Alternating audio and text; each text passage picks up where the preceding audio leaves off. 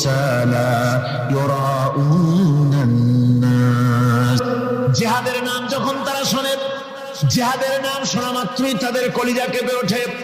رأيت الذين في قلوبهم مرض ينظرون إليك نظر المغشي عليه من الموت যখনই তাদের অন্তঃকরণ নেফাকের রোগে ভরা, নেফাকের রোগ তাদের কেমন ভাবে পেয়ে বসেছে যে ওরা এমন ভাবে তাকায় থাকে আপনার দিকে, রাসূলুল্লাহর দিকে এমন ভাবে তারা তাকায় থাকে যে জিহাদের কোনো কথা বলে ফেলে নাকি, জিহাদের কথা যদি আসে তাহলে তো সর্বনাশ।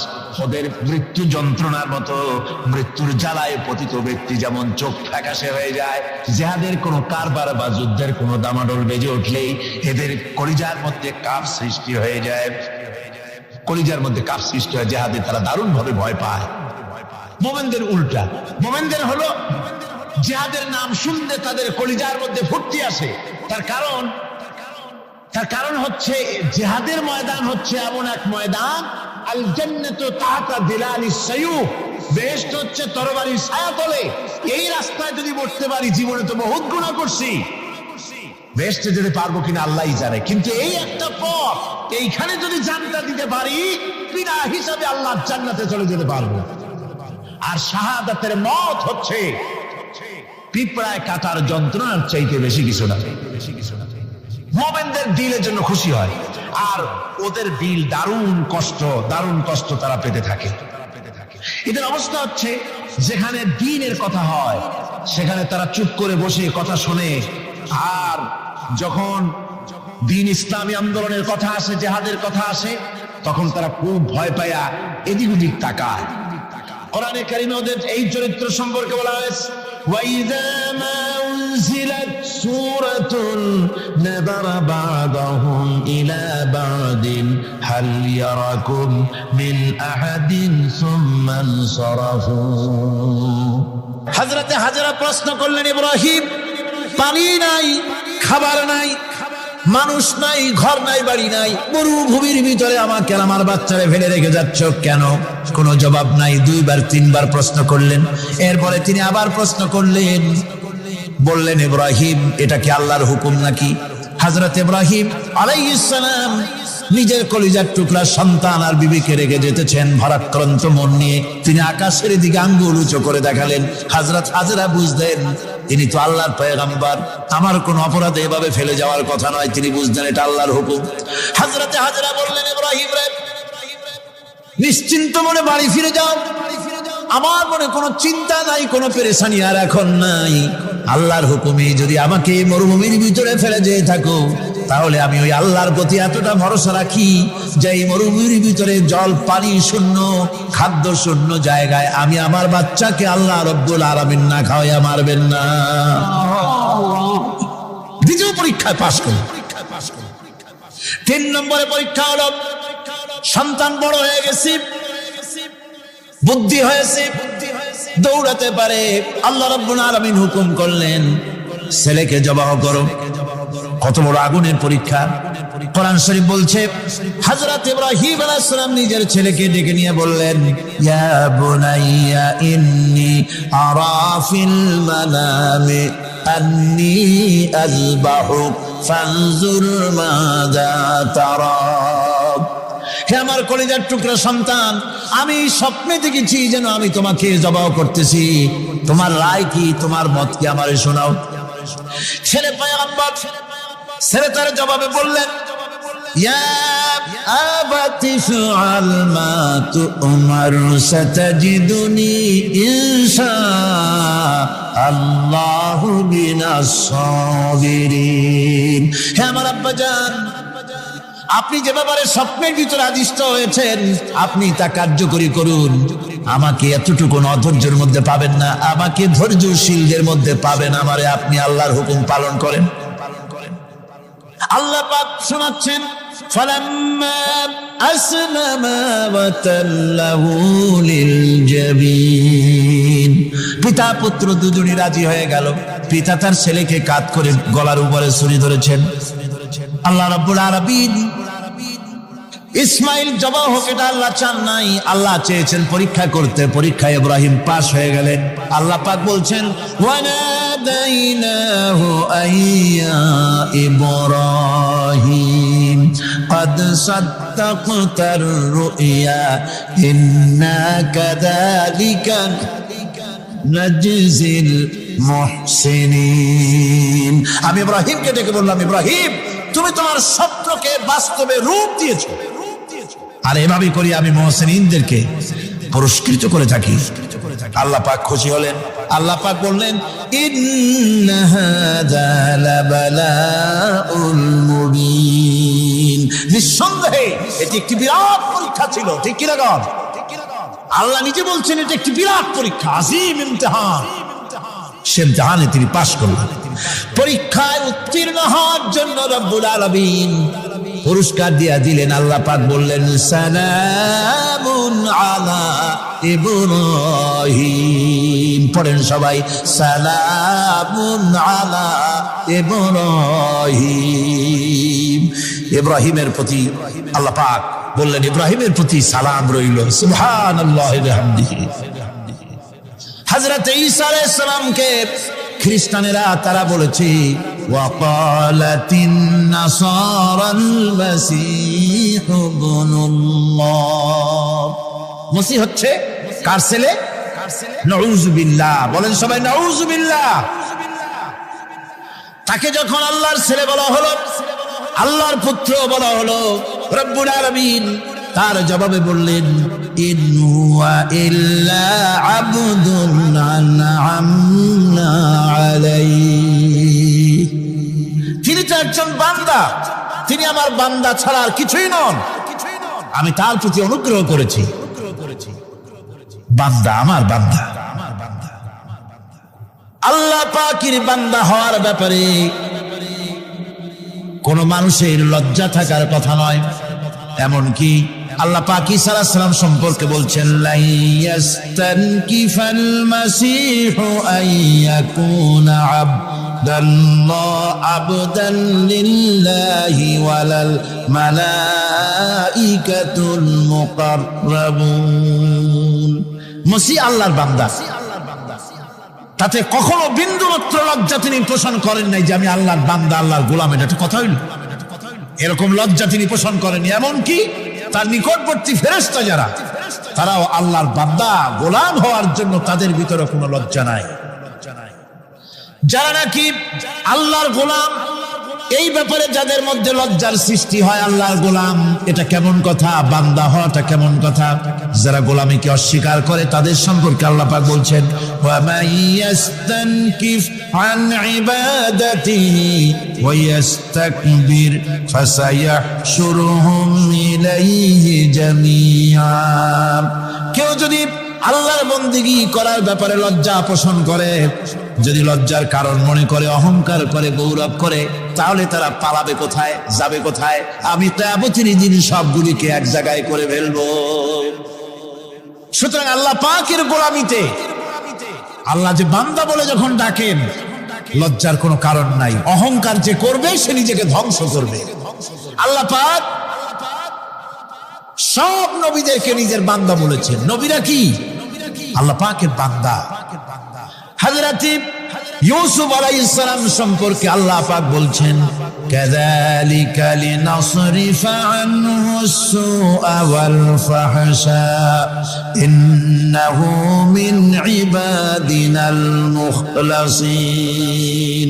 এরূপই ঘটলো যাতে আমি ইউসুফ আলাইহিস সালামকে আমার বান্দা, তাকে আমি নির্লজ্জতা ইত্যাদি থেকে আমি রক্ষা করেছি। নিশ্চয়ই হযরত ইউসুফ ছিল আল্লাহ পাকের বান্দা, আল্লাহ পাকের আব্দ।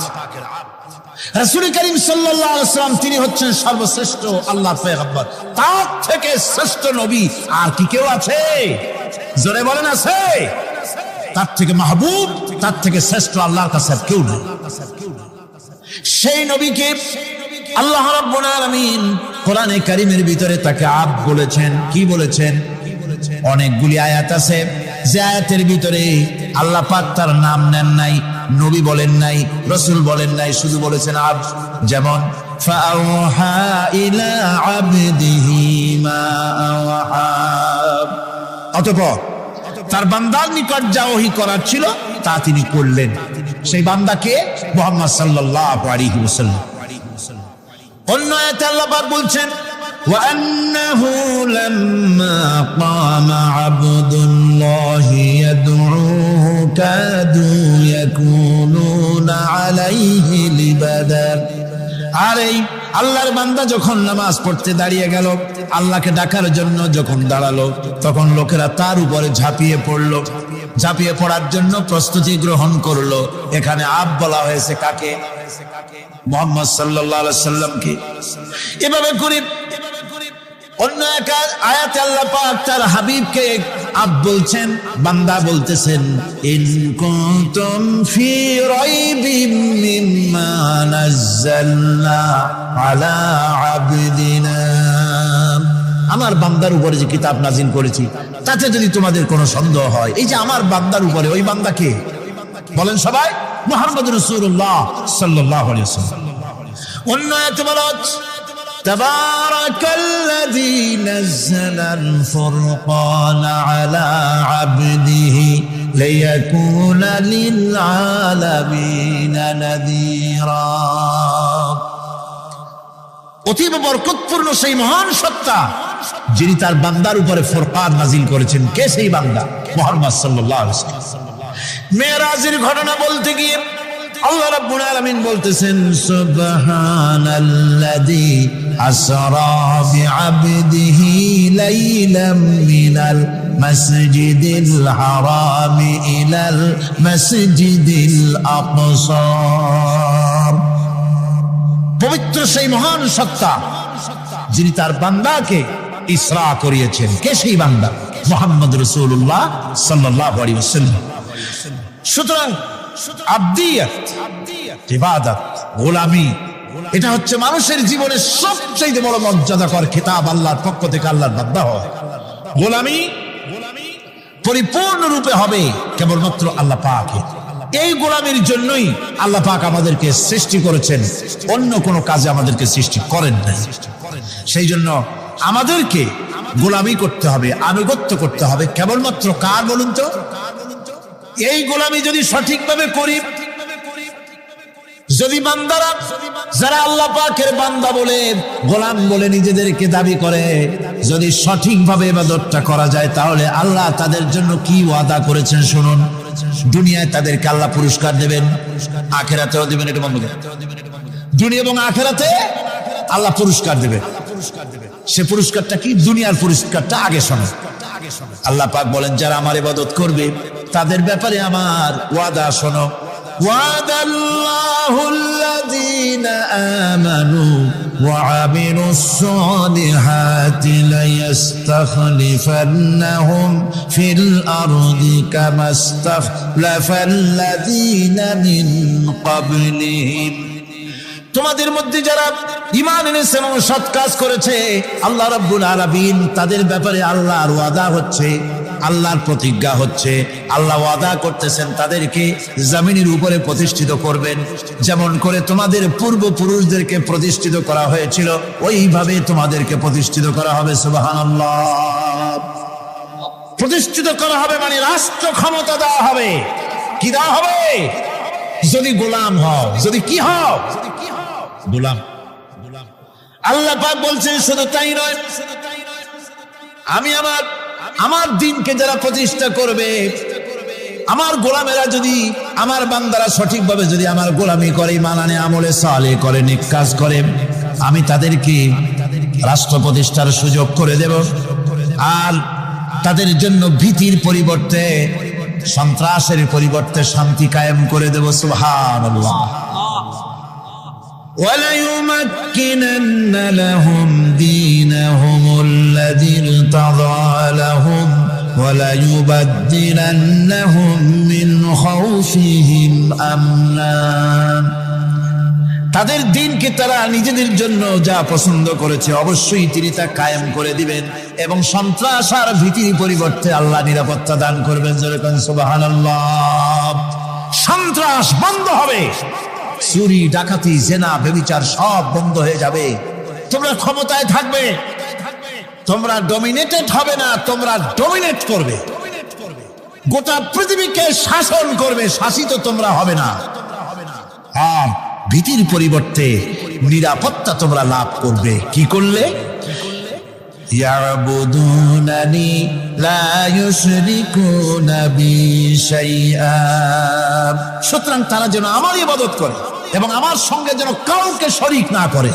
আল্লাহ বলছেন তোমরা যদি আমার সাথে শরীক না করো, ইবাদতের মধ্যে কাউকে যদি শরীক স্থাপন না করো, আর যদি তোমরা আমার ইবাদতটা সলিড ভাবে আমার জন্যই করো, তাহলে রাষ্ট্র ক্ষমতা তোমাদের হাতে আসবে, সন্ত্রাস নির্মূল হবে, শান্তি প্রতিষ্ঠিত হবে। এই হচ্ছে দুনিয়ার পুরস্কার। এটা কিসের পুরস্কার? আর আখিরাতের পুরস্কারের কথা বলা হচ্ছে وَمَن يُطِعِ اللَّهَ وَرَسُولَهُ وَيَخْشَ اللَّهَ وَيَتَّقِهِ فَأُولَئِكَ هُمُ الْفَائِزُونَ। যে ব্যক্তি আল্লাহ এবং রাসূলের আনুগত্য করেছে, আল্লাহকে ভয় করে চলেছে, তার গজব থেকে বেঁচে রয়েছে, সেই হচ্ছে সফল কাম। সফল কাম মানে কি? কিয়ামতের দিন আল্লাহ পাক তাদেরকে জান্নাত দান করবেন। আল্লাহ পাক তাদেরকে কিয়ামতে কি দিবেন? জান্নাত দিবেন, চিরস্থায়ী শান্তির জায়গা, সেই জান্নাত লাভ করা যাবে। আজ ইবাদতের এই যে গুরুত্বপূর্ণ ইবাদত, এই ইবাদতের ভুল অর্থ সমাজের ভিতরে ছড়িয়ে আছে। সাধারণ মানুষও ভুল করেছে, অসাধারণ মানুষেরাও ইবাদতের ভুল অর্থ করে ভুলের মধ্যে নিমজ্জিত আছে বিরাট সংখ্যক লোকেরা।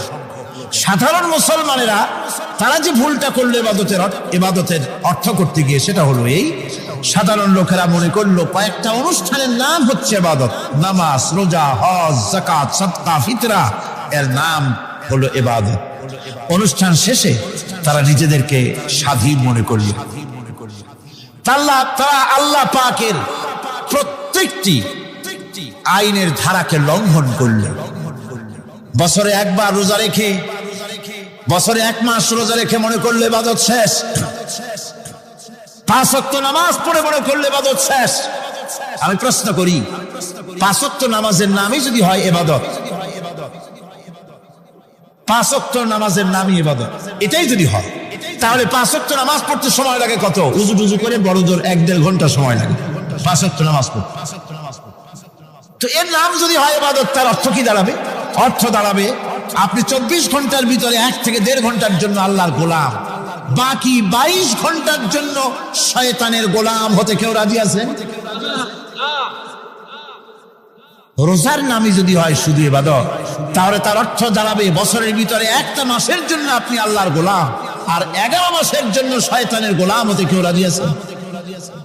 তাহলে বিষয়টা কি? বিষয়টা হচ্ছে নামাজ, রোজা, হজ, যাকাতি শুধুমাত্র ইবাদত নয়, আনুষ্ঠানিক ইবাদত তো বটেই, কম্পালসারি ইবাদত তো বটেই, কিন্তু শুধুমাত্র নামাজ, রোজা, হজ, যাকাত ইবাদত শুধুমাত্র নয়, এগুলি হচ্ছে ইবাদতের পার্ট, ইবাদতের অংশ। বরং জীবনের সব ক্ষেত্রে আল্লাহর হুকুমকে মানার নামই হচ্ছে আমার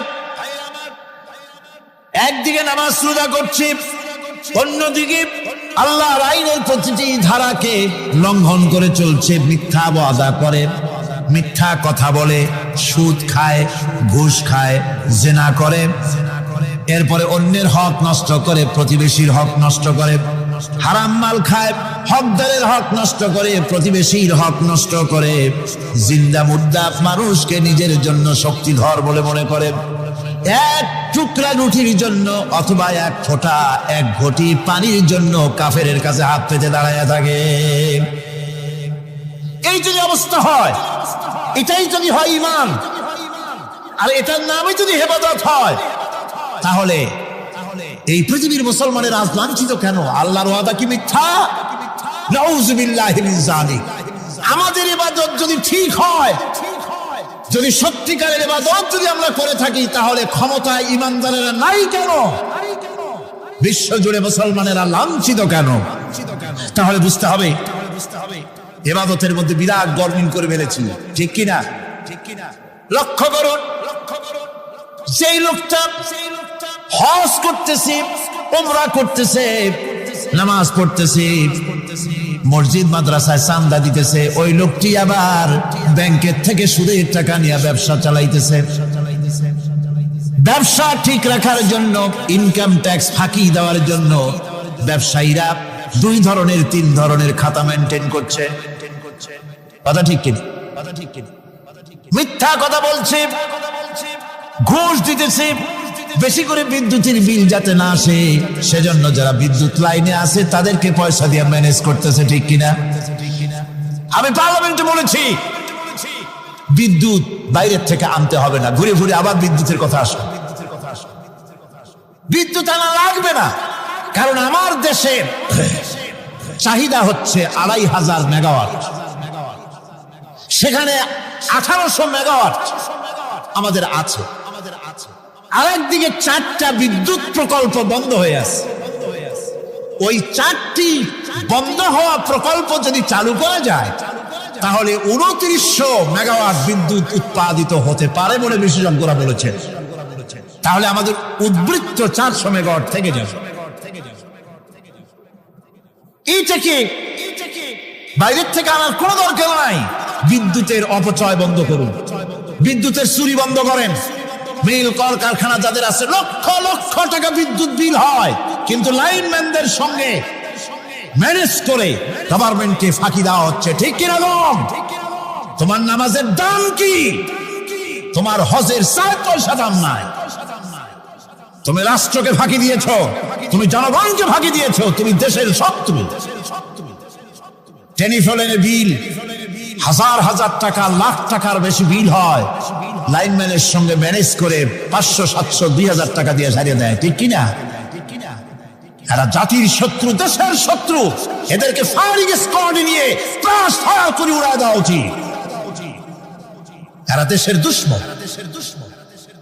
আজ সিস্টেম লসের নাম দিয়া বিদ্যুৎ চুরির আরেক ব্যবস্থা করা হয়েছে। সিস্টেম লস করে ওনারা নিজেরা, আর এর ভোগান্তি জনগণকে করতে হয়। কসাইয়ের মতো ছুরি দিয়া জবাও করে জনগণের কাছ থেকে সিস্টেম লসের চার্জ আদায় করা হয়। আমি পার্লামেন্টে বলেছি, মাননীয় স্পিকার, সিস্টেম লস এই নামটা উঠাও দেন, এই প্রথা বন্ধ করে দিন। বিদ্যুৎ ধার করা লাগবে না, আল্লাহ আমাদের দেশে যথেষ্ট দিছে, কোনো জিনিসের অভাব নাই। এখানে গ্যাস আছে, তেল আছে, বিদ্যুৎ আছে, পাট আছে, চা আছে, নাই কি? অন্তত 8.5 কোটি টাকার কাগজ গুদামের মধ্যে বন্দী হয়ে আছে। ভারতকে খুশি করার জন্য সে দেশ থেকে কাগজ এনে খবরের কাগজ ছাপানো হচ্ছে, আর 8.5 কোটি টাকার কাগজ নষ্ট হয়ে যাচ্ছে আমার দেশের কাগজ। সুতরাং বলতেছিলাম একথাই বলতেছিলাম যে ইমান, আল্লাহর গোলাম হতে হলে ভুল করে বসেছি ইবাদতের অর্থ করতে। শুধু নামাজ, রোজা, হজ, যাকাত, মাজারে কিছু চান্দা দেওয়া, আগরবাতি, মোমবাতি, চাদর একটা দিয়া, পীর সাহেবের 10,000 টাকা চান্দা দিয়া, মোছে তেল মাইখা দাঁত বাইর করে হাসে। বেহেশতে তো গেছি, আর দেরি করতে। বেহেশতে তুমি যাবা, এত সহজ? দেশকে ফাঁকি দিয়েছো, দেশকে ফাঁকি দিয়েছো, জনগণকে ফাঁকি দিয়েছো, নিজের মেয়েকে ফাঁকি দিয়েছে। বিবাহের সময় টাকা পয়সা দিয়া বিবাহ টিবাহ করায় দিল। ব্যবসা, ধানি সম্পত্তি, বাড়ির সম্পত্তি সব ছেলেদেরকে দিয়ে দিল, মেয়েটারে ফাঁকি দিয়ে দিল। তাই না? এরকম ফুপুকে ফাঁকি দিল, বোনকে ফাঁকি দিল। এরপরে মোনাজাত করে সবে বরাতে, আল্লাহ আমারে বেহেশত দিও। ফেরেশতারা কয়, মর তুই আগে, বেহেশত তোরে কেমনে দেয় ভালো করে দেখায় দিব। বেটা তুই যাবি বেহেশতে? এত সোজা? ওটা মামু বাড়ির বারান্দা নাকি? এত সহজ না। সুতরাং সাধারণ মানুষ মারাত্মক ভুল করেছে এখানে। নামাজ, রোজা, হজ, যাকাত ইবাদত, আর কিছু কি ইবাদত মনে করে নাই? আপনার চাকরি আপনার ইবাদত, চাকরিতে ফাঁকি দেওয়া যাবে না। আপনি সুস্থ মানুষ, মেডিকেল লিভ নিয়ে ওয়াজ মাহফিল অথবা কোনো ইজতেমায় যাওয়া যাবে না, কোনো চেল্লা দিতে যাওয়া যাবে না। মেডিকেল লিভ নিয়ে আপনি সুস্থ মানুষ, কেন আপনি মেডিকেল লিভ নিচ্ছেন? আপনি ফাঁকি দিতে পারবেন না।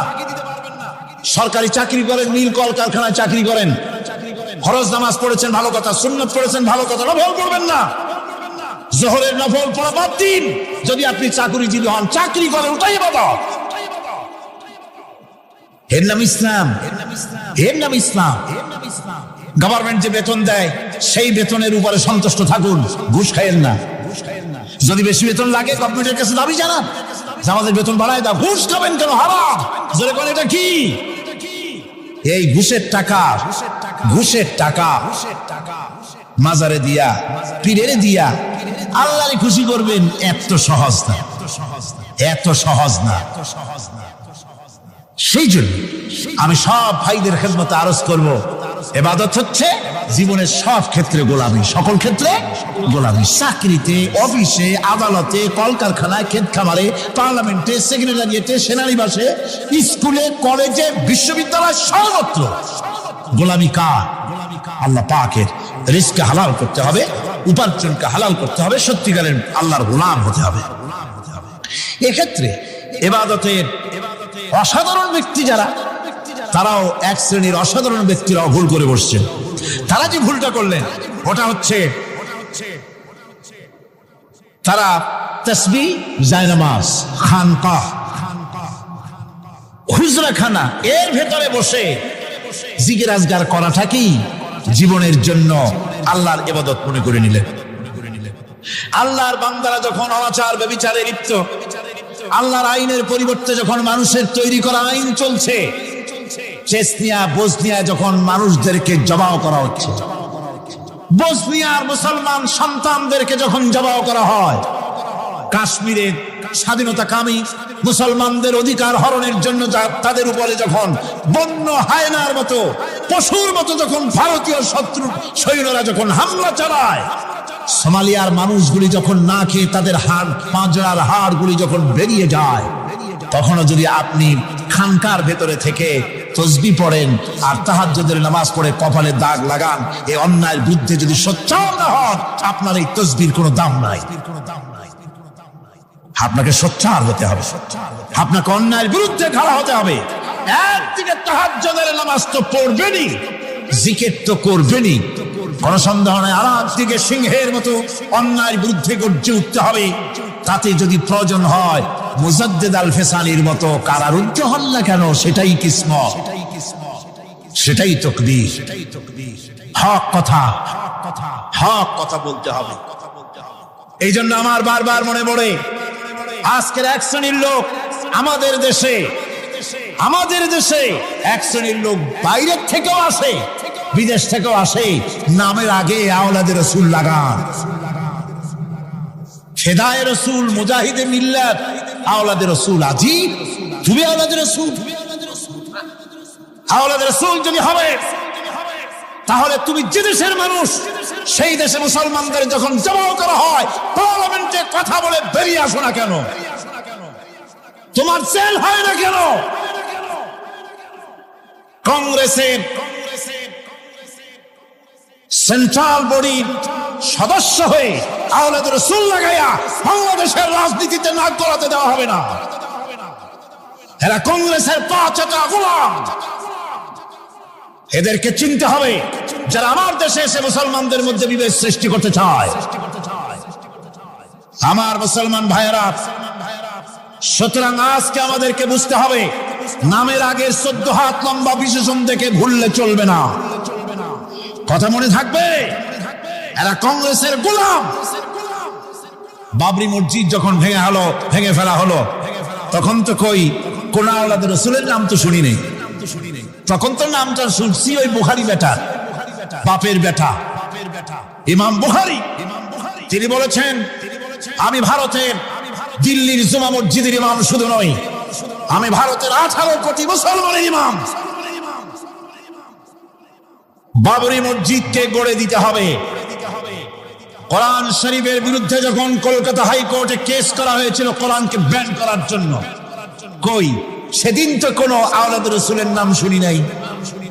সেদিন তো ওই বুখারী বেটাই বলেছেন, ভারতের হাইকোর্ট থেকে কোন জাজ, কোন বিচারক যদি কোরআন শরীফ ব্যান করা হলে বলে এই কথাটি উচ্চারণ করে, তাহলে আমি তাকে পায়ের তলে পাড়িয়ে ধরে বাম হাত দিয়ে তার জিহ্বাটা টেনে ছেড়ে ফেলে দেব।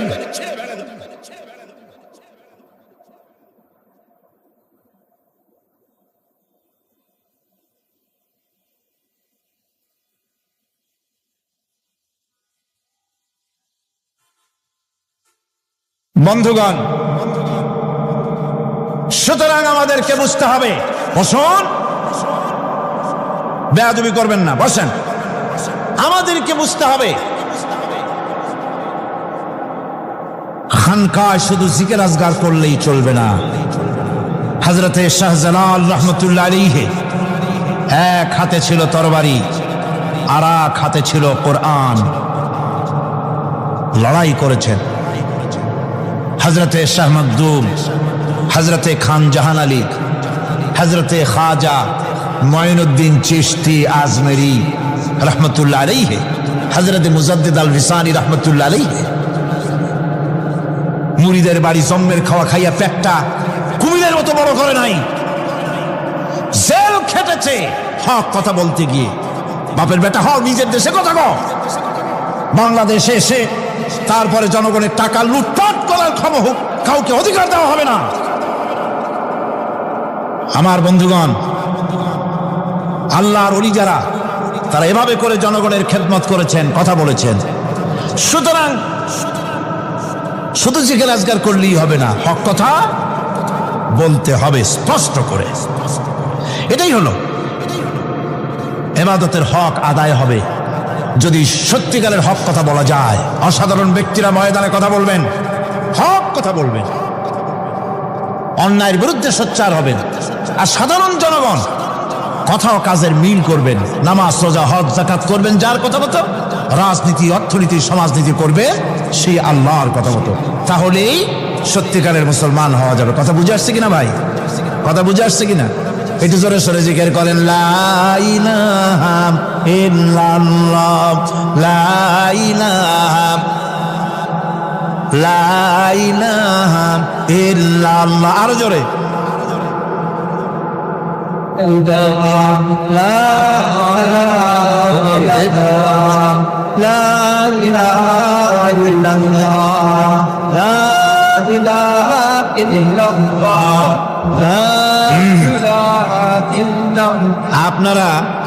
আপনারা যদি মাথা উঠাইয়া দেখতে থাকেন তো কি দেখবেন? মানুষের মাথা আর টুপি ছাড়া তো কিছুই দেখা যাবে না।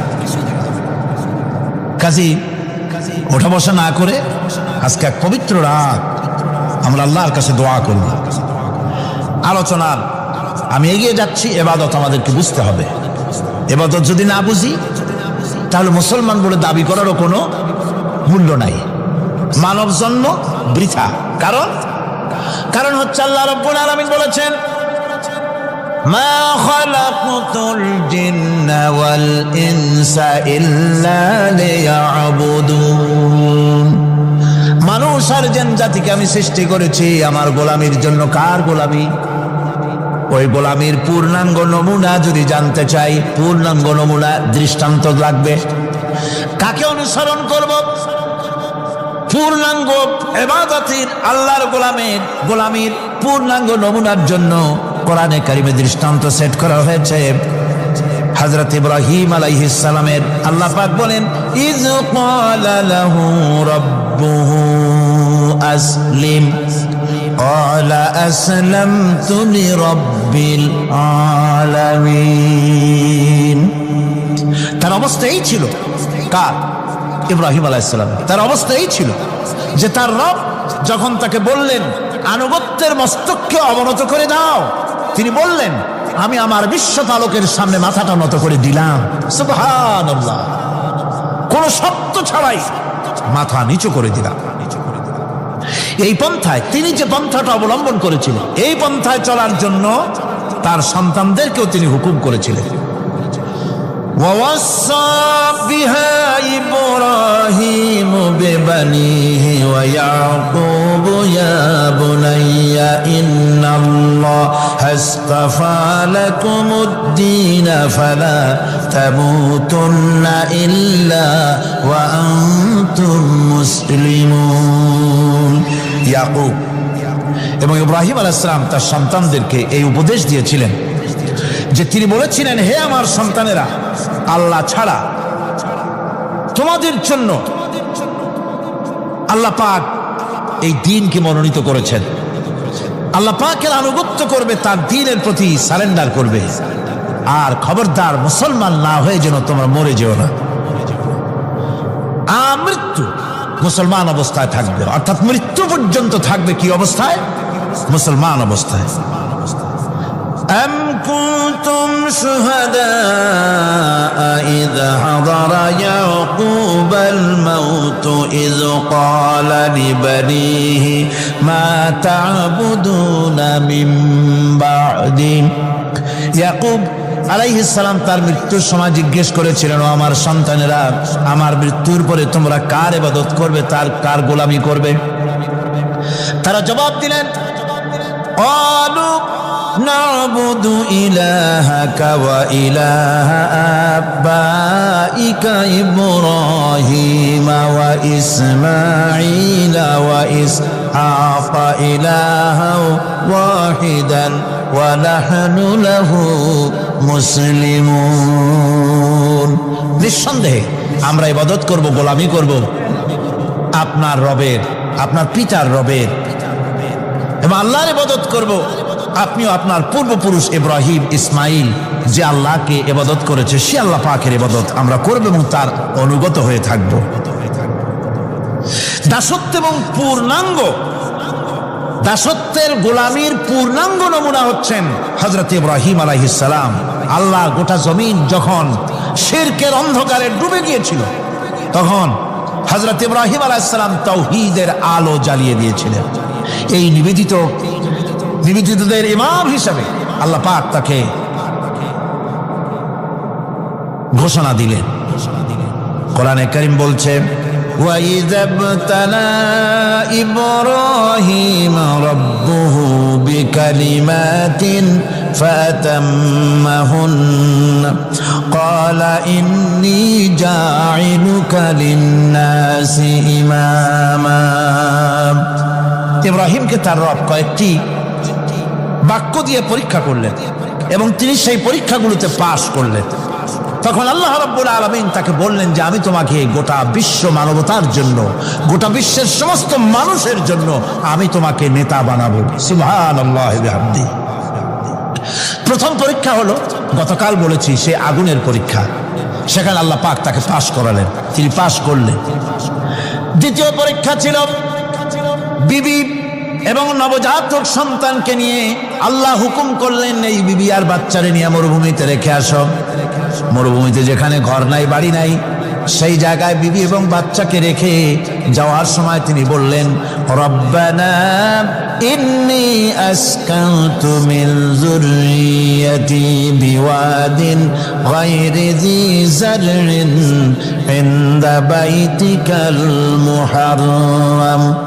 হে আল্লাহ রাব্বুল আলামিন, আমি পানি এবং তরুলতাবিহীন এক মরুভূমির ভিতরে আমার বংশের একটি অংশকে এখানে রেখে গেলাম। তোমার ঘরের কাছে পুনর্বাসিত আমি তাদের কাছে, এই ঘরের কাছে, সম্মানিত ঘরের কাছে রেখে গেলাম। পরীক্ষায় তিনি পাশ করলেন। হযরতে হাজেরা প্রশ্ন করলেন, ইব্রাহিম, পানি নাই, খাবার নাই, মানুষ নাই, ঘর নাই, বাড়ি নাই, মরুভূমির ভিতরে আমাকে আমার বাচ্চারে ফেলে রেখে যাচ্ছ কেন? কোনো জবাব নাই। দুইবার তিনবার প্রশ্ন করলেন। এরপরে তিনি আবার প্রশ্ন করলেন, বললেন, ইব্রাহিম, এটা কি আল্লাহর হুকুম নাকি? হযরত ইব্রাহিম আলাইহিস সালাম নিজের কলিজার টুকরা সন্তান আর বিবিকে রেখে যেতেছেন ভারাক্রান্ত মন নিয়ে। তিনি আকাশের দিকে আঙ্গুল উঁচু করে দেখালেন। হযরত হাজেরা বুঝলেন ইনি তো আল্লাহর পয়গম্বর, আমার কোন অপরাধে এভাবে ফেলে যাওয়ার কথা নয়। তিনি বুঝলেন এটা আল্লাহর হুকুম। হযরতে হাজেরা বললেন, ইব্রাহিম রে, নিশ্চিন্ত মনে বাড়ি ফিরে যাও। আমার মনে কোনো চিন্তা নাই, কোনো পেরেশানি আর এখন নাই। আল্লাহর হুকুমে যদি আমাকে মরুভূমির ভিতরে ফেলে যেয়ে থাকো, তাহলে আমি ওই আল্লাহর প্রতি এতটা ভরসা রাখি যে এই মরুভূমির ভিতরে জল পানি শূন্য, খাদ্য শূন্য জায়গায় আমি আমার বাচ্চাকে আল্লাহ রব্বুল আলামিন না খাওয়াইয়া মারবেন না। দ্বিতীয় পরীক্ষায় পাশ করল। 3 নম্বরে পরীক্ষা হলো, সন্তান বড় হয়ে গেছে, বুদ্ধি হয়েছে, দৌড়াতে পারে। আল্লাহ রাব্বুল আলামিন হুকুম করলেন, ছেলেকে জবাহ করো। কত বড় আগুনের পরীক্ষা! কোরআন শরীফ বলছে, হযরত ইব্রাহিম আলাইহিস সালাম নিজের ছেলেকে ডেকে নিয়ে বললেন, ইয়া বুনাইয়া ইন্নী আরা ফিল মানামি আন্নী আযবাহুক ফানজুর মাযা তারা। হে আমার কলিজার টুকরা সন্তান, আমি স্বপ্নে দেখেছি যেন আমি তোমাকে জবাহ করতেছি, তোমার রায় কি, তোমার মত কি, আমারে শোনাও। ছেলে পয়গম্বর, ছেলে তার জবাবে বললেন, ইয়া আবাতি ফাআল মা তু'মার সাতাজিদুনি ইনশাআল্লাহু মিনাস সাবিরিন।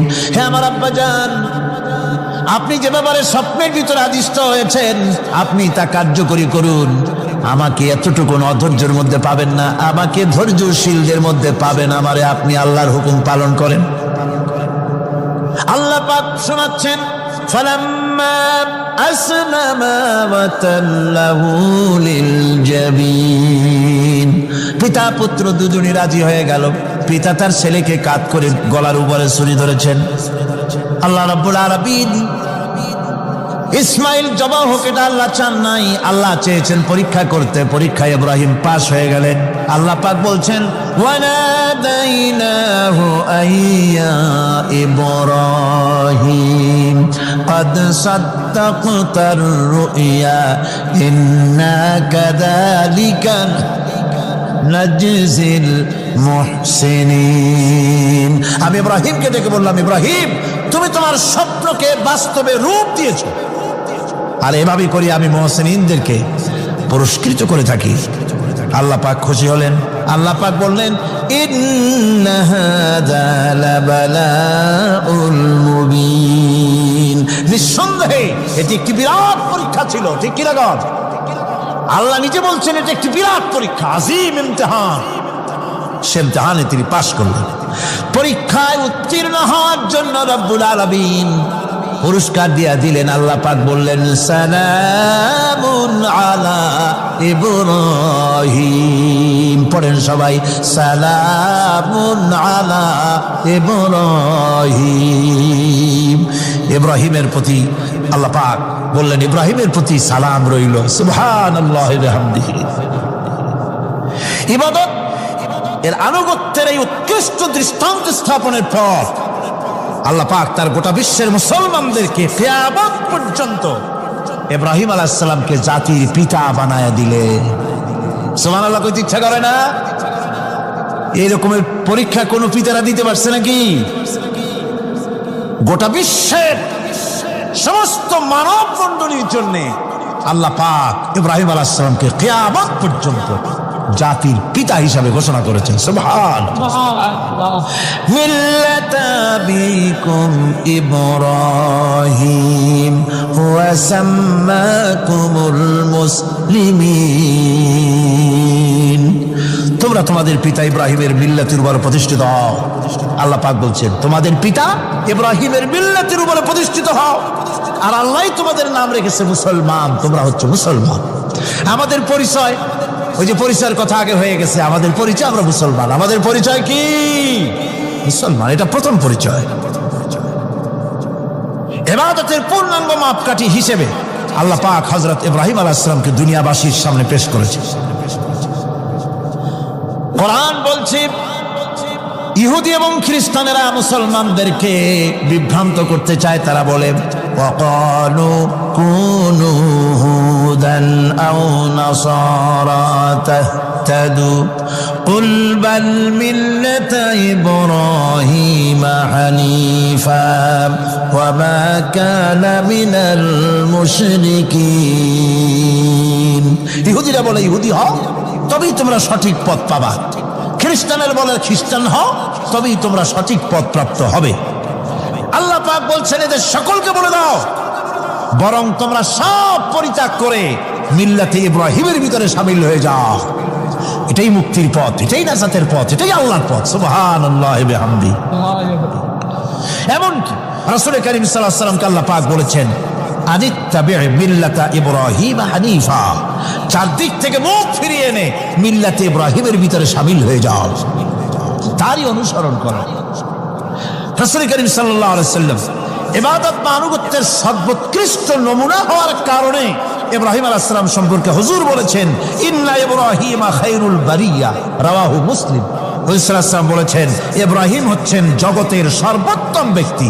সুবহানাল্লাহ। সুতরাং আমাদেরকে ইবাদতের নমুনা হিসেবে ইব্রাহিম আলাইহিস সালামকেও মানদণ্ড হিসেবে দেখতে হবে যে কিভাবে তিনি সারেন্ডার করেছিলেন আল্লাহ পাকের দরবারে। এখন আমি আপনাদের সামনে বলতে চাই, মানুষের জীবনে সবচাইতে বড় দুটি চাহিদা আছে, একটা হচ্ছে খাদ্য আর একটা হচ্ছে নিরাপত্তা। একটা খাদ্য আর একটা কি নিরাপত্তা। পেট ভরে খাইতে চাই আর চোর ডাকাতের উপদ্রব থেকে নিরাপত্তা পেতে চায়। আইন শৃঙ্খলা পরিস্থিতির উপরে যখন পার্লামেন্টে আলোচনা হচ্ছিল, আমি তখন বলেছি, মাননীয় স্পিকার, আমার দেশের সাধারণ ভোটারদের বড় কোনো আশা আকাঙ্ক্ষা নাই। তারা কোনোদিন বলে না যে আমাদের গুলশানে বাড়ি দিতে হবে, সকলে আমাদেরকে মঙ্গল গ্রহে অফিস বানায় দিতে হবে, বাসেরও গাড়ি দিতে হবে, এগুলি তারা দাবি করে না। যারা ভোট দেয়, কষ্ট করে, মিছিল করে, এই সাধারণ জনগণের দাবি হচ্ছে মিনিমাম দাবি, খুবই কম। তাদের দাবি হলো মোটা সুতার কাপড় চাই ইজ্জত ঢাকার জন্য, পেট ভরে খেতে চাই, পোলাও কোরমা বিরিয়ানির দরকার নাই, আর আশ্রয়ের জন্য ছোট্ট একটু ঘর চাই, চোর ডাকাতের উপদ্রব থেকে নিরাপত্তা চাই। কথা ঠিক কিনা?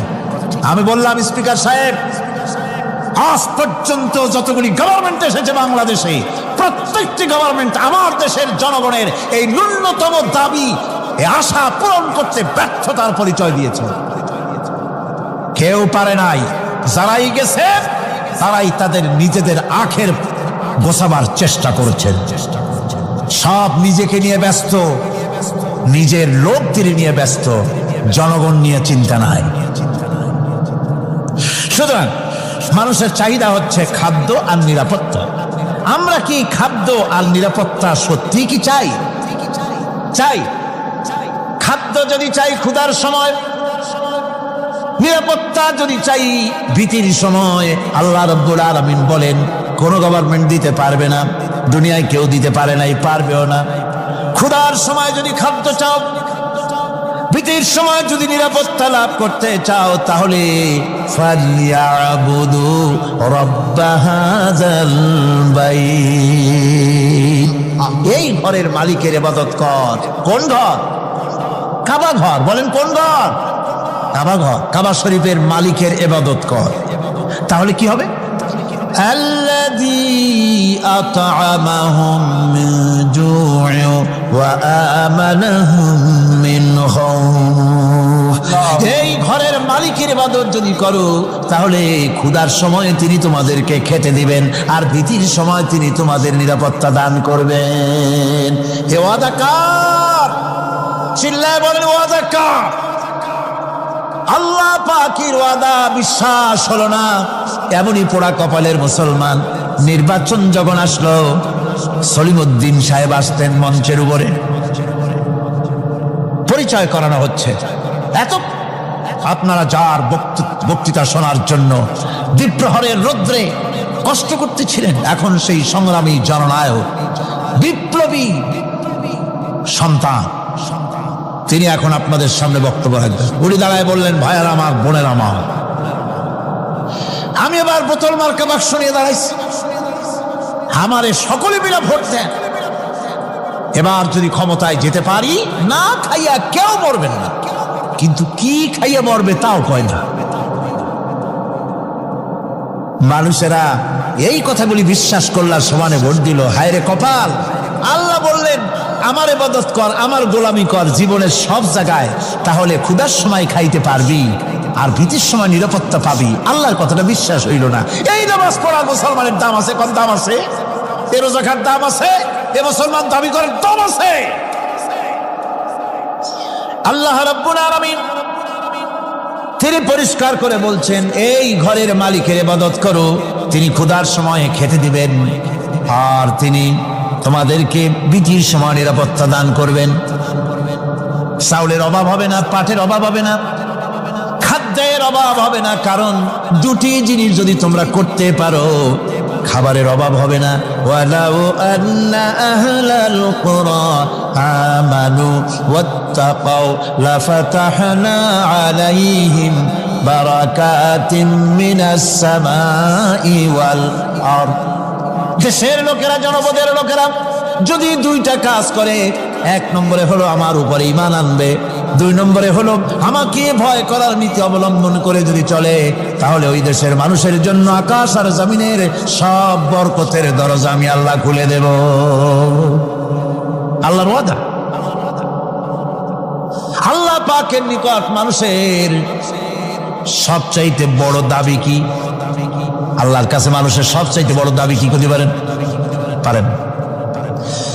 আল্লাহ পাকের কাছে মানুষের শ্রেষ্ঠ দাবিটা আল্লাহ নিজেই শিখাই দিয়েছেন। আমার কাছে দাবি কর, ইহদিনাস সিরাতাল মুস্তাকিম। আয় আল্লাহ, একটা সোজা, একটা সরল রাস্তা আমারে দাও, একটা সহজ পথ আমারে দাও।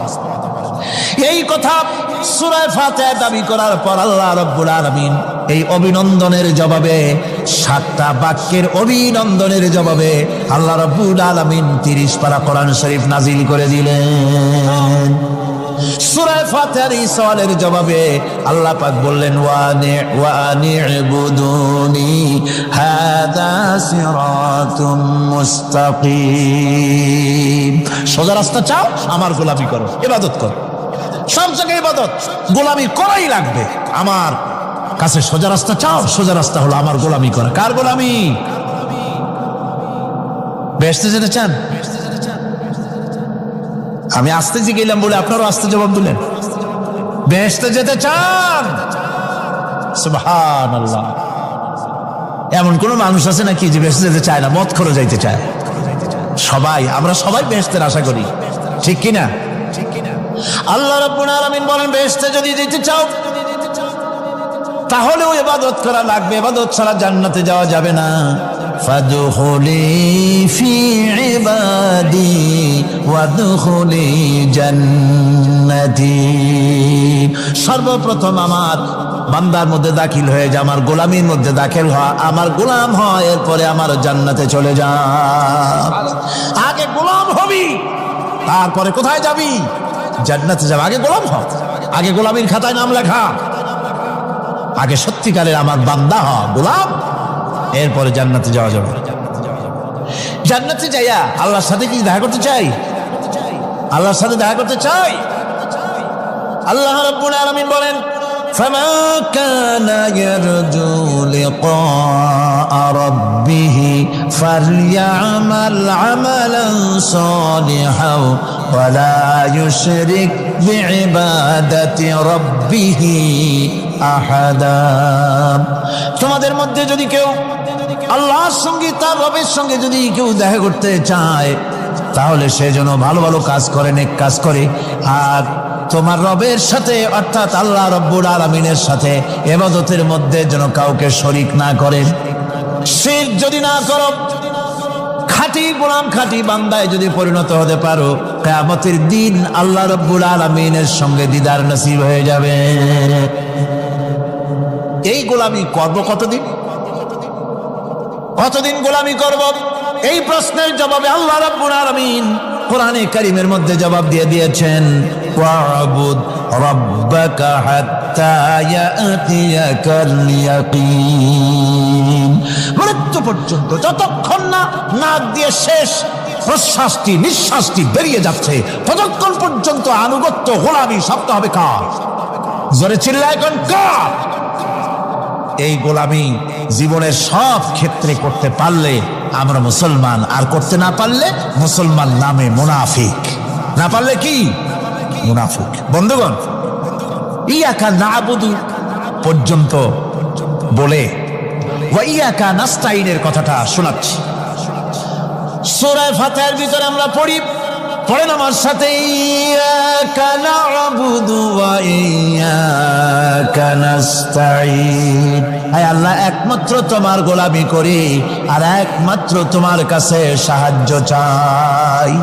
তুমি ছাড়া কারো কাছে সাহায্য? এটা কি ঠিক? এটা কি আমাদের মনের কথা, ঈমানের কথা? আল্লাহ করুন, আল্লাহ করুন, বলি আমিন। হাদিস শরীফে বলা হয়েছে, ইজা সাআলতা ফাসআলিল্লাহ ওয়া ইজা ইসতাআনতা ফাসতাইন বিল্লাহ। কিছু চাইতে হলে আল্লাহর কাছে চাও, কিছু বলতে হলে, ভিক্ষা করতে হলে আল্লাহর কাছেই ভিক্ষা করো। কার কাছে ভিক্ষা করবেন? আল্লাহর কাছে বলুন। আমার বন্ধুগণ, আমি আমার ঈমান থেকে কথা বলি, আমি আমার ঈমান থেকে কথা বলি। কোরআন এবং হাদিস পড়ে যতটুকু আল্লাহ বোঝার তৌফিক দিয়েছেন সেই কথাগুলি পেশ করার জন্য চেষ্টা করি। বন্ধুগণ, এদিক ওদিক কোনো দিকে না ঘুরে মসজিদে যান, মসজিদে গিয়ে নামাজ পড়েন, আর আল্লাহর কাছে হাত পেতে আল্লাহরে বলেন। সেজদা গিয়া যখন রব্বুল আলামিনের দরবারে কিছু চাইবেন, হুজুরের কাছে জিজ্ঞেস করা হয়েছে, হুজুর বান্দা কখন আল্লাহর নিকটবর্তী হয়ে যায়? আল্লাহর নবী বলেছেন, বান্দা যখন সেজদা দেয় তখন বান্দা একেবারে আল্লাহ পাকের কাছে চলে যায়। আল্লাহর কাছে চান যা দরকার, ছেলে নাই, মেয়ে নাই, বউ নাই, অথবা চাকরি নাই, প্রমোশন চাই, ব্যবসায় উন্নতি চাই, যা দরকার কাকে বলবেন? মনটাকে পরিষ্কার করুন, আজকে মনটাকে সাফ করুন, সমস্ত দুর্বলতা থেকে মনকে উঠায় আনো, বিশ্বাস করুন যা চাওয়া যা বলার সবটা আল্লাহর কাছে। কার কাছে? আমি তার গোলাম। আমি কার গোলাম? আল্লাহ ছাড়া কারো কাছে আমার অভিযোগ তুলবো না, সবটা বলবো আল্লাহর কাছে। বলে দেখেন, বলে দেখেন আল্লাহ পাক কিভাবে আপনাকে সাহায্য করেন। সুবহানাল্লাহ। ভাইরা আমার, আল্লাহ রাব্বুল আলামিন রাসূল করিম সাল্লাল্লাহু আলাইহি ওয়াসাল্লামকে বলেছেন, ফাইদা ফারাগতা ফানসাব ওয়া ইলা রাব্বিকা ফারগাব। যখন তুমি খালি হাত হয়ে যাবে, দাঁড়িয়ে যাবে এবং তোমার রবের কাছে মিনতি জানাবে, কিছু যখন থাকবে না, তোমার রবের কাছে দাঁড়ায় যাও আর তার কাছে মিনতি জানাও, তোমাকে আল্লাহ ভরপুর করে দিবেন। ভান্ডের কোনো অভাব নাই। আমাদের ভান্ড হচ্ছে যত দেব তত কমবে, আর আল্লাহর ভান্ড যত দেয় তত সমান সমান থাকে, মোটেই কমে না, মোটেই কমে না। সুতরাং দয়াল বাবা, বাবাজান, কেবলাজান বাবা কি যে কবে আর কি করবে দিশা করতে পারে না। গান বাজনা, তারপরে গোসল শরীফ, কি জানি হাবিজাবি শরীফ, কোন শেষ বেদাত দিয়ে ভরে গেছে। এগুলি বিশ্বাস করবেন না, বিদআত খারাফা, এর সাথে মুসলমানের কোনো সম্পর্ক নাই। গান বাজনার সাথে মুসলমানের কোনো সম্পর্ক। হাতে কতগুলো ঢোল নিয়ে তারপরে মাজারের কাছে গিয়ে ঢোল বাজায়, কবরের কাছে মাথায় কতগুলো চুল, দাঁতে ময়লা, মোজগুলা ঠোঁট দুইটা ঢাইকিয়া দাড়ির কাছে এসে পড়ছে। হায় হায় রে, এই রকমের মোষ আমি মাঝে মধ্যে চিন্তা করি যে দই খায় কেমনে এরা। গাঁজা মদ খাইয়া এগুলো মাজার মধ্যে গিয়ে পড়ে থাকে, আর কি জানি আছে ওইটারে ঘষে আর বলে মদিনা যাব কেমনে, মদিনা যাব কেমন। তুই মদিনা যাবি কেমনে? মদ খেয়ে গাঁজা খেয়ে তুই যাবি মদিনা? একটা কথা হইলো? তোর নাপাক কদম আল্লাহ পাকের আরদে মুকাদ্দাসে উঠতে পারে না। বদকার, জিনাকার, শারাবি, কাবাবি আল্লাহ পাকের নাফরমান। কতগুলা শালু কাপড় গায়ে দিয়া মাথায় কতগুলা চুল রাখিয়া তারপরে গ্রামের নামে শরীফ। আশ্চর্য কথা, এই গ্রামের নাম শরীফ, ওই গ্রামের নামের মাথায় গিয়া শরীফ। শরীফ তো মক্কা শরীফ, মদিনা শরীফ, কোরআন শরীফ, হাদিস শরীফ, আর শরীফের দরকার নাই। শরীফের জাত মারছে গ্রামে গ্রামে শরীফ লাগাইয়া, কর্ণফুলী শরীফ, চন্দ্রকোনা শরীফ। আশ্চর্য কথা, শরীফ শব্দটা ইজ্জত থাকা উচিত, ঠিক কিনা কর? আপনাদেরকে সতর্ক হতে হবে। আনুগত্য এবং গোলামি সকল ব্যাপারে আল্লাহ পাকের করতে হবে। চাইতে হবে কার কাছে? আল্লাহর কাছে। আমার এই কথা আপনাদের মনে আছে কিনা জানি না। সম্রাট শাহজাহানের সময় এক ফকির, এক ভিক্ষুক ভিক্ষা করে বেড়াতো। 70-80 বছর বয়স হয়ে গিয়েছে। এক লোক বলছে, সারা জীবন তো তোমার ছোটবেলা থেকে ভিক্ষা করতে দেখলাম। সে বলল, মানুষের দেয় তো 2 পয়সা 1 পয়সা, ভিক্ষা ছাড়া করবোটা কি?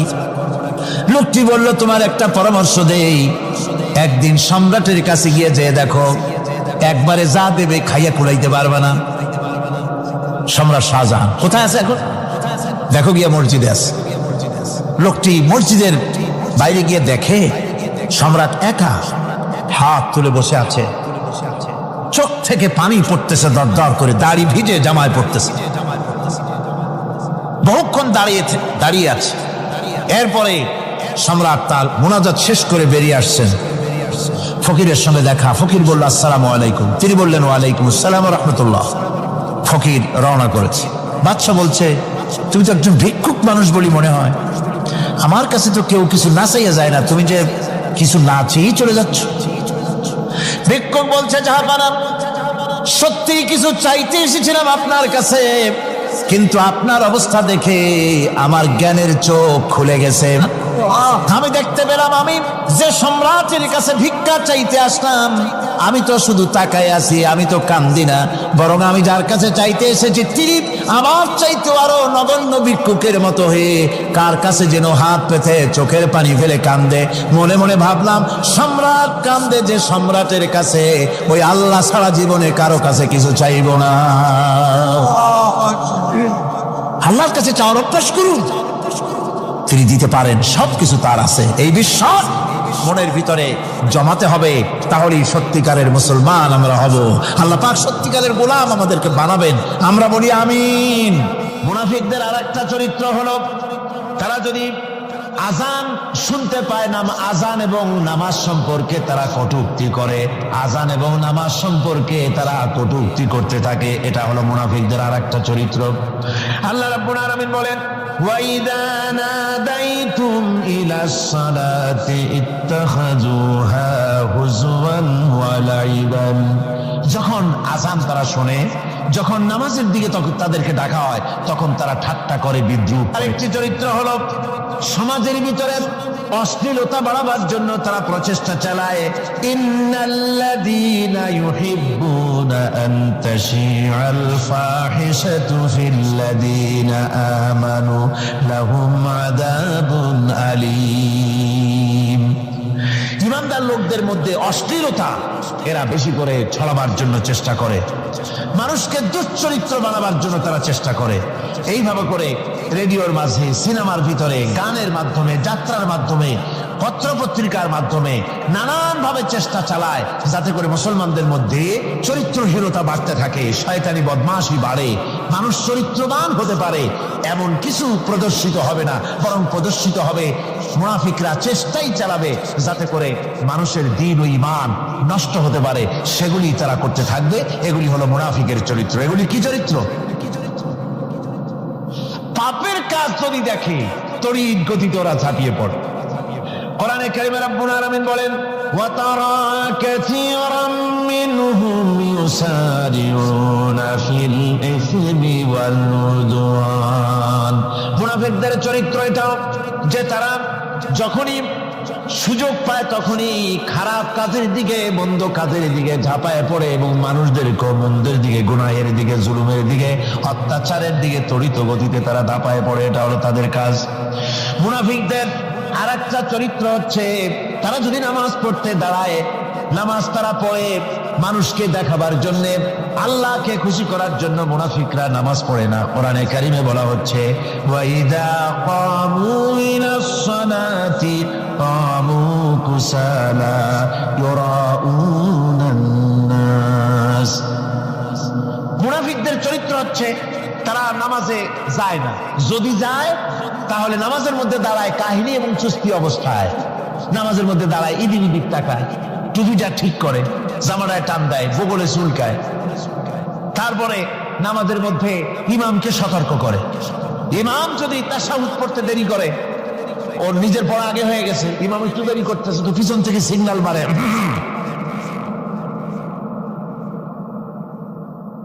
এগুলি নামাজ হচ্ছে, আল্লাহ পাক বলছেন ইউরাউনান নাস, এরা মানুষকে দেখাবার জন্য নামাজ পড়ে, এগুলি আসল নামাজ নয়, এগুলি আসল নামাজ নয়, আল্লাহকে সন্তুষ্ট করার জন্য নয়, এগুলি মানুষকে দেখাবার জন্য তারা নামাজ পড়ে।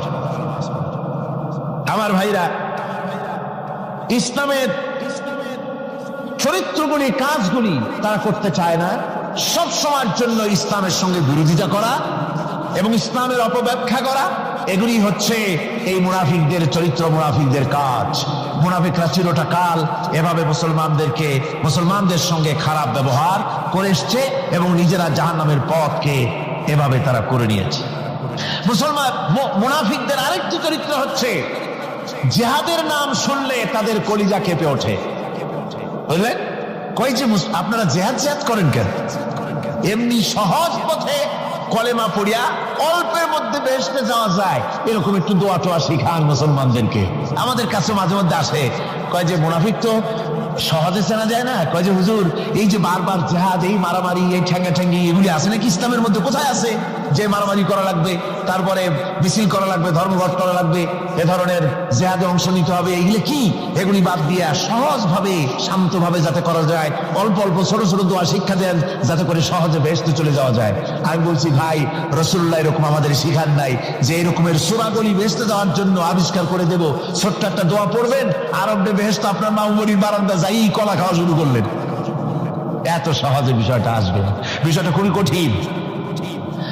আল্লাহ রাব্বুল আলামিন বলেন, মুনাফিকদের চরিত্র হলো জিহাদের নাম যখন তারা শোনে, জিহাদের নাম শোনা মাত্রই তাদের কলিজা কেঁপে ওঠে। রাআইতাল্লাযীনা ফী কুলুবিহিম মারাদুন ইয়ানজুরুনা ইলাইকা নাযারাল মাগশিয়্যি আলাইহি মিনাল মাউত। যখনই তাদের অন্তঃকরণ নেফাকের রোগে ভরা, নেফাকের রোগ তাদের কেমন ভাবে পেয়ে বসেছে যে ওরা এমন ভাবে তাকায় থাকে আপনার দিকে, রাসূলুল্লাহর দিকে এমন ভাবে তারা তাকায় থাকে যে জিহাদের কোনো কথা বলে ফেলে নাকি। জিহাদের কথা যদি আসে তাহলে তো সর্বনাশ। ওদের মৃত্যু যন্ত্রণার মতো, মৃত্যুর জ্বালায় পতিত ব্যক্তি যেমন চোখ ফ্যাকাশে হয়ে যায়, জিহাদের কোনো কারবার বা যুদ্ধের কোনো দামাডোল বেজে উঠলেই এদের কলিজার মধ্যে কাফ সৃষ্টি হয়ে যায়, কলিজার মধ্যে কাফ সৃষ্টি হয়। জিহাদে তারা দারুণ ভাবে ভয় পায়। মোমেনদের উল্টা, মোমেনদের হলো জিহাদের নাম শুনলে তাদের কলিজার মধ্যে ফুর্তি আসে।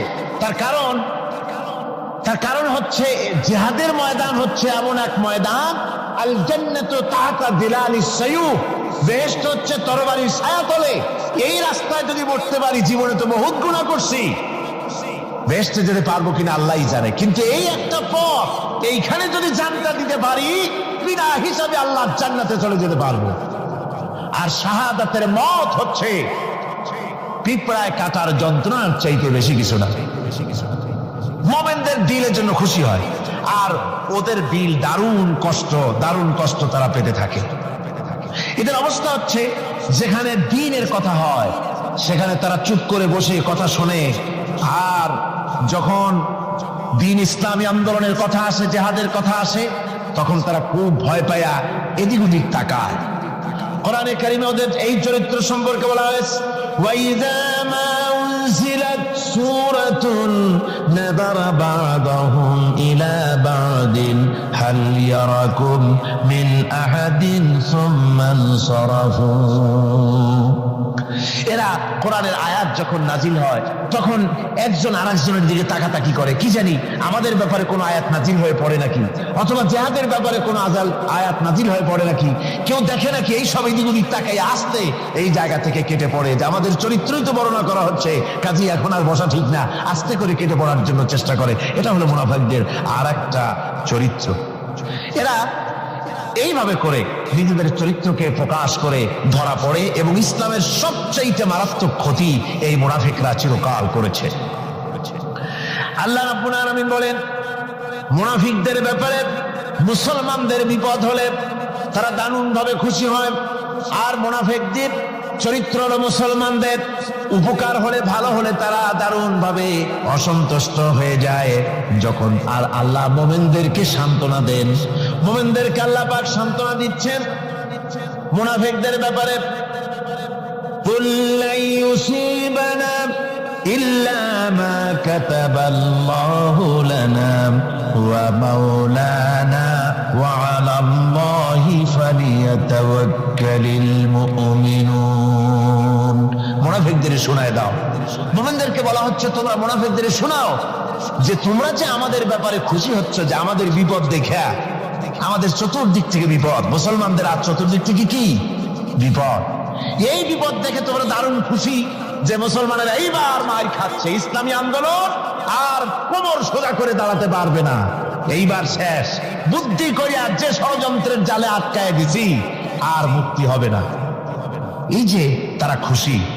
আল্লাহ রাব্বুল আলামিন বলেন, মুমিনেরা তোমাদের ঘাবড়াবার কোনো কারণ নাই। তোমরা বলে দাও কুল্লা ইউসিবানা ইল্লা মা কাতাবাল্লাহু লানা, তোমরা শোনায় দাও যে আমাদের কিছুই হয় না, আমাদের শুধু তাই হয় যে আল্লাহ রাব্বুল আলামিন আমাদের জন্য লিখে রেখেছেন। আমাদের তাকদীরে যেটা আছে ওটাই হবে, এর থেকে বেশি কিছুই হবে না। তিনি আমাদের মাওলা, তিনি আমাদের মনিব, তিনি আমাদের প্রভু।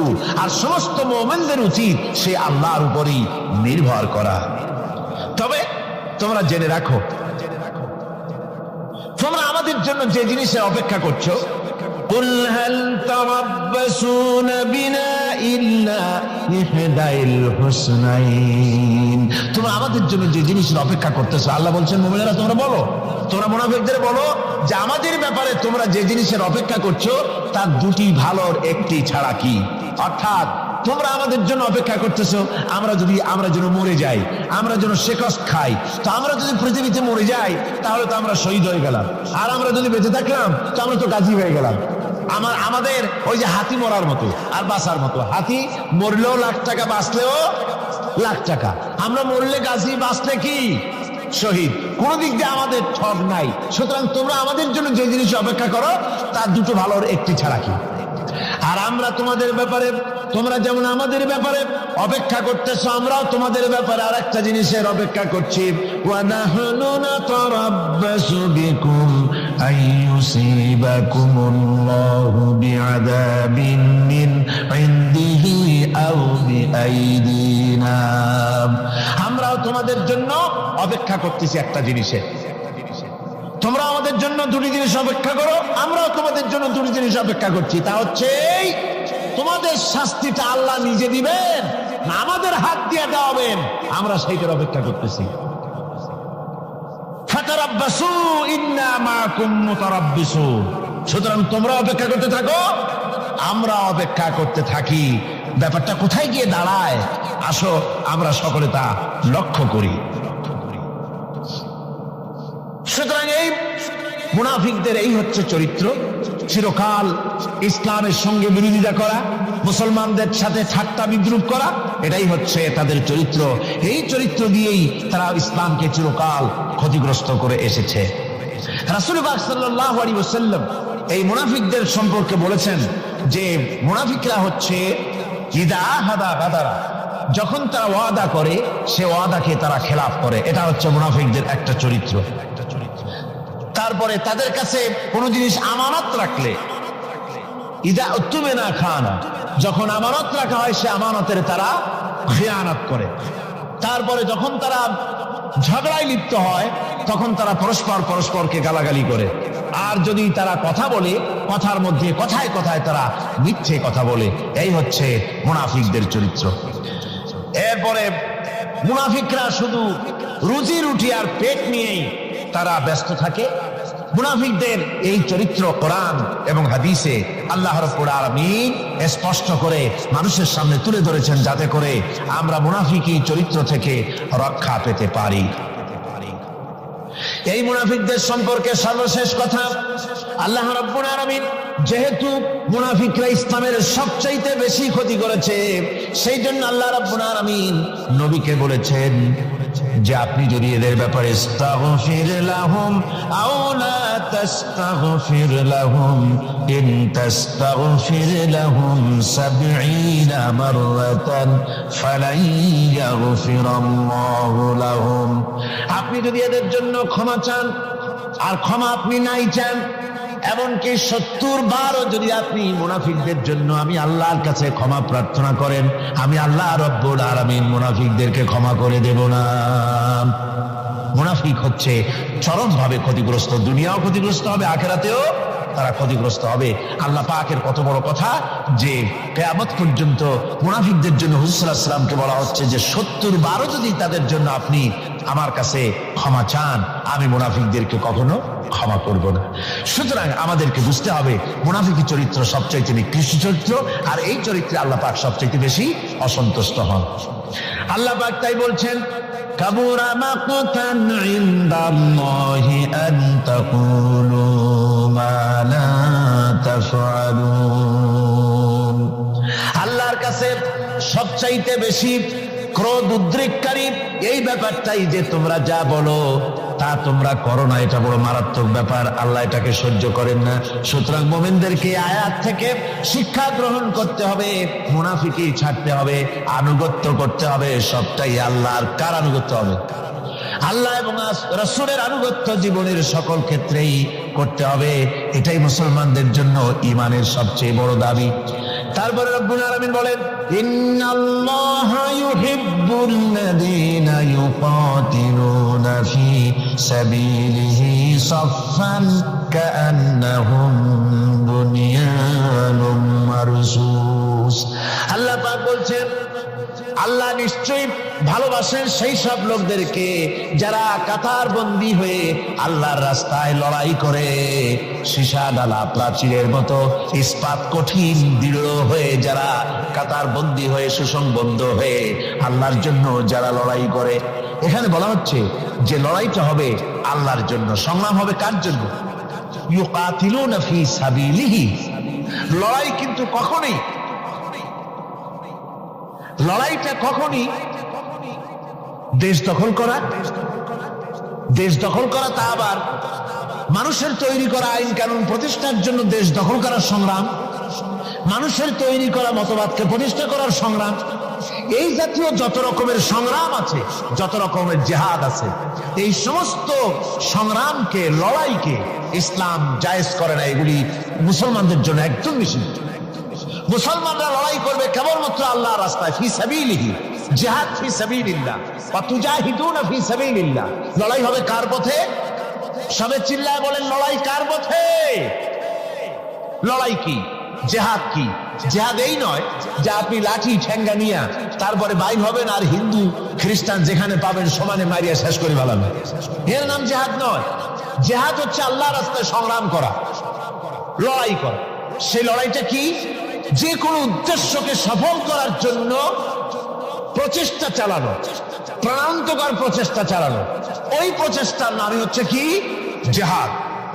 সুতরাং এই জিহাদটা হবে আল্লাহর রাস্তায়, সংগ্রাম হবে আল্লাহর রাস্তায়। কি উদ্দেশ্যে? দ্বীন প্রতিষ্ঠার উদ্দেশ্যে। কোরআনে কারীমে রব্বুল আলামিন বলেছেন, আল্লাযীনা আমানু ইউকাতিলুনা ফি সাবিলিল্লাহ। যারা নাকি ঈমানদার তারা লড়াই করে আমি আল্লাহর রাস্তায়, আমি আল্লাহর পথে, তারা লড়াই করে, সংগ্রাম করে আমার দেওয়া জীবন ব্যবস্থা প্রতিষ্ঠার জন্য। ওয়াল্লাযীনা কাফারু ইউকাতিলুনা ফি সাবিলিত তাগুত। আর যারা নাকি কাফের, ভালো করে শোনেন, আল্লাহ পাক বলছেন যারা নাকি কাফের তারাই লড়াই করে মানুষের তৈরি করা তাগুতের পথে লড়াই করে, অর্থাৎ আল্লাহর দেওয়া রাসূলের দেওয়া বিধানকে বাদ দিয়ে মানুষের তৈরি করা, অন্যের তৈরি করা মতবাদ প্রতিষ্ঠার পিছনে সংগ্রাম করে। এখন আপনি দেখেন এই পৃথিবীতে সমাজতন্ত্র কার তৈরি? মানুষের। আল্লাহর না মানুষের? জোরে বলেন, এটা কার তৈরি? আল্লাহর না মানুষের? জাতীয়তাবাদ কার তৈরি? আল্লাহর না মানুষের? পুঁজিবাদ কার তৈরি? আল্লাহ না মানুষের? সমাজতন্ত্র কার তৈরি? আল্লাহ না মানুষের? ধর্মনিরপেক্ষতাবাদ কার তৈরি? আল্লাহ না মানুষের? এই সমস্ত মতবাদকে মানুষের তৈরি করা, এসব মতবাদকে প্রতিষ্ঠিত করার জন্য যারাই সংগ্রাম করে, যারাই লড়াই করে, আল্লাহ পাক বলেছেন ওয়াল্লাযীনা কাফারু ইউকাতিলুনা ফি সাবিলিত তাগুত। এরা হচ্ছে লড়াই করে তাগুতের পথে, শয়তানের পথে। কার পথে গুলি? শয়তানের পথ। জোরে বলেন, পথগুলি কার? শয়তানের পথ। যারা মুমিন তারা লড়াই করবে আল্লাহর পথে। সুতরাং লড়াই হতে হবে সব সময় আল্লাহর পথে, আর সেই লড়াই বিচ্ছিন্ন ভাবে নয়, কাতারবন্দী হয়ে সুসংহত সাংগঠনিক প্রক্রিয়ায় সুশৃঙ্খল ভাবে সাংগঠনিক ফয়সলা সিদ্ধান্তকে মেনে নিয়ে আমিরের হুকুমকে অনুসরণ করে ঐক্যবদ্ধভাবে যদি লড়াই হয়, সে লড়াইয়ে বিজয় আসবে আল্লাহর পক্ষ থেকে। বিচ্ছিন্ন ভাবে নয়, ঐক্যবদ্ধ ভাবে কাজ করতে হবে। এই আয়াতের মূলনীতির ভিত্তিতে রাসূল পাক সাল্লাল্লাহু আলাইহি ওয়াসাল্লামের নেতৃত্বাধীন এমন এক মহা সামরিক শক্তি গড়ে উঠেছিল যার সামনে তদানীন্তন রোম, পারস্য পদানত হয়েছিল। সুবহানাল্লাহ পড়ে। সুতরাং এমন একটি বাহিনী এমন একটি বাহিনী গড়ার জন্য মুমিনদের প্রতি বলা হচ্ছে যে তোমরা হবে সেই ধরনের বাহিনী যারা নাকি লড়বে আল্লাহর রাস্তায়, আল্লাহর পথে লড়াই করবে নিজেদের জান এবং মাল দিয়ে, ঐক্যবদ্ধভাবে।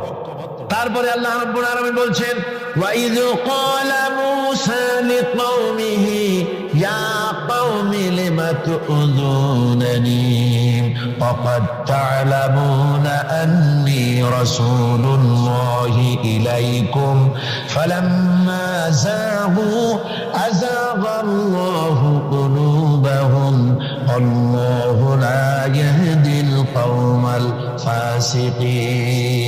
স্মরণ করো মুসা আলাইহিস সালামের কথা। এই কথাগুলি আল্লাহ মুসলমানদের স্মরণ করাচ্ছেন। কাদেরকে? মুসলমানদেরকে। মুসা আলাইহিস সালামের কথা স্মরণ করো। তিনি তার কওমদেরকে বললেন, হে কওম, হে আমার জাতি, তোমরা কেন আমাকে উৎপীড়িত করছো, কেন আমাকে কষ্ট দিচ্ছ? ওয়াকাদ তা'লামুনা আন্নী রাসূলুল্লাহি ইলাইকুম, আর একথা তোমরা ভালো করেই জানো যে আমি তোমাদের জন্য রাসূল হয়ে এসেছি আল্লাহর পক্ষ থেকে। বন্ধুগণ, কোরআনে কারীমে একথা বলা হয়েছে, সর্বত্র প্রায় এসেছে। নবীদের উপরে সমকালীন যুগের লোকেরা নবীদেরকে কষ্ট দিয়েছে, মুসিবত দিয়েছে। কারণ কি? নবীদের স্বভাব খারাপ ছিল, তাই নাকি? নাউযুবিল্লাহি মিন যালিক। নবীরা স্বভাব চরিত্রের দিক থেকে সর্বশ্রেষ্ঠ। নবীদের জন্য সমকালীন লোকেরা ক্ষেপলো কেন? ক্ষেপেছে একটাই কারণ ছিল। নবীদের বিরুদ্ধে ক্ষেপার একটি কারণ, তা হচ্ছে নবীরা দুনিয়ার মানুষের সামনে বলেছেন, ইয়া কওমি ইবুদুল্লাহা মা লাকুম মিন ইলাহিন গায়রু। নবীরা দাওয়াত দিয়েছেন, ও আমার কওম, ও আমার জাতি, এক আল্লাহ ছাড়া কারো গোলামি করা যাবে না, কারো আনুগত্য করো না, দাসত্ব করো, গোলামি করো একমাত্র আল্লাহ রাব্বুল আলামিনের। অন্য আয়াতে এসেছে আল্লাহ পাক বলেছেন, وَلَقَدْ بَعَثْنَا فِي كُلِّ أُمَّةٍ رَسُولًا أَنِ اعْبُدُوا اللَّهَ وَاجْتَنِبُوا الطَّاغُوتَ। আমি এমন কোন জাতি নাই, এমন কোন দল নাই যাদের জন্য নবী প্রেরণ করি নাই। নবীরা গিয়া তাদেরকে বলেছেন, এক আল্লাহর গোলামি করো, আর মানুষের দাসত্ব তাগুতের গোলামি বর্জন করো, আল্লাহর গোলামি করো। এই কথা বলার সঙ্গে সঙ্গে তাগুত খেপে গেছে। কে খেপে গেছে? কে খেপেছে? তাগুত সহ্য করতে পারে নাই। তাগুত বলা হয় সেই শক্তিকে যে শক্তি নিজে শুধু আল্লাহর আইন অমান্য করে বসে থাকে না, অন্যদেরকেও আল্লাহর আইন অমান্য করতে বাধ্য করে। ওরাই খেপে গেল। ওরা খেপে মার আরম্ভ করে দিল। হযরতে মুসা আলাইহিস সালাম মার খেয়েছেন। হযরতে মুসা আলাইহিস সালাম, হযরতে ঈসা আলাইহিস সালাম, ইব্রাহিম আলাইহিস সালাম, নূহ আলাইহিস সালাম, এমন কোন পয়গম্বর আছেন যিনি মার খান নাই? কোরআনে কারীম বলা হচ্ছে, ইয়া হাসরাতান আলাল ইবাদ মা ইয়াতিহিম মির রাসূলিন ইল্লা কানু বিহি ইস্তাহজিউন। আফসোস বান্দার উপরে, এমন একজন রাসূল পাঠাই নাই যার সঙ্গে সমকালীন যুগের লোকেরা ঠাট্টা করে নাই, বিদ্রুপ করে নাই, পাগল বলে নাই। এমন একজনও পাঠাই নাই। যাকেই পাঠিয়েছি তার সাথে সমকালীন লোকেরা ঝগড়া বিবাদ করেছে, মারধর করেছে, অত্যাচার করেছে। বিশ্বকবি, কবি সম্রাট আল্লামা ইকবাল রহমাতুল্লাহ আলাইহি বলেছেন, সতীজা কা রহা হ্যায় अज़ल से ताइमरोज सतेजा का रहा है अज़ल से ताइमरोज चरागे मुस्तफा भी से शरारे बुलाबी।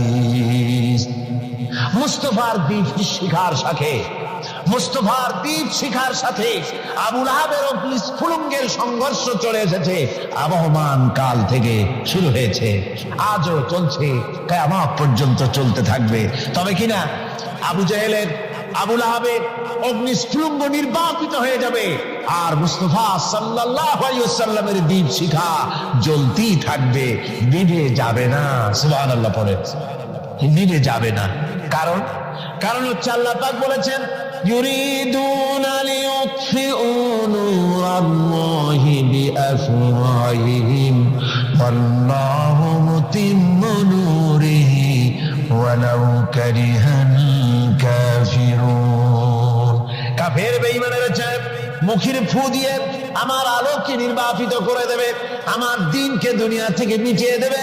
আল্লাহ পাক বলেন আমি আমার দ্বীনকে পূর্ণতা দান করব, যার জমকের সাথে আমার দ্বীন দুনিয়ার বুকে প্রতিষ্ঠিত হবে। তাতে কাফেরদের কলিজার ভিতরে যতই জ্বালা যন্ত্রণা হোক না কেন, ওদের মনে যত কষ্ট হোক, ইসলাম প্রতিষ্ঠিত হবে। আল্লাহ বলেছেন, কে বলেছেন? আল্লাহ পাক, আমি আমার দ্বীনকে পূর্ণতা দান করব। সুতরাং কাফেররা বাধা দিল নবীদের। কারা বাধা দিল? কাফেররা।